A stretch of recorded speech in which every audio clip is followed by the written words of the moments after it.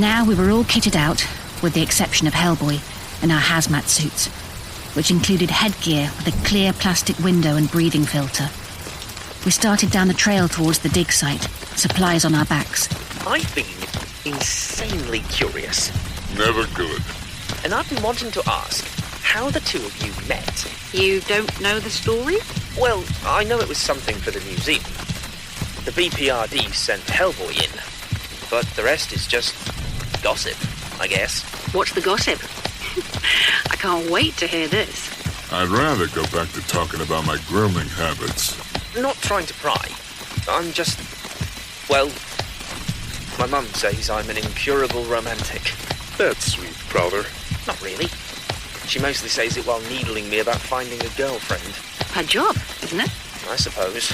I'll tell it. You will. Chasing goblins, jumped off a train, went to a punk show, then a midnight occult auction. She flirted a lot.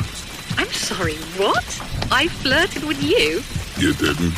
This is excellent. You seemed extremely uptight.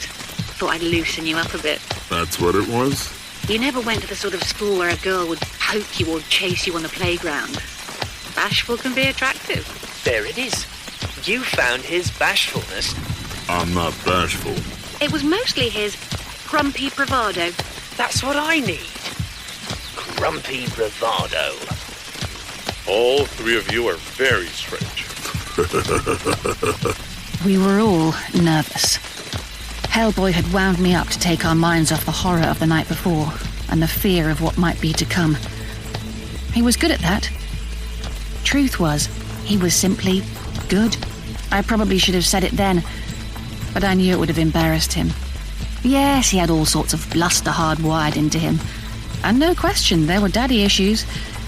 But here, beneath that stony exterior, was precisely the kind of man I'd convinced myself I would never find. The kind of good man I half believed could only be found in movies. I liked the difficulty he had, holding my gaze for more than a few seconds.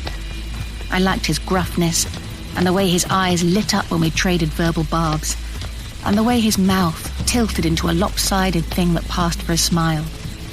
The irony was madness.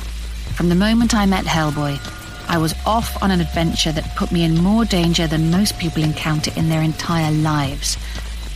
And yet, I had never felt safer or more at ease.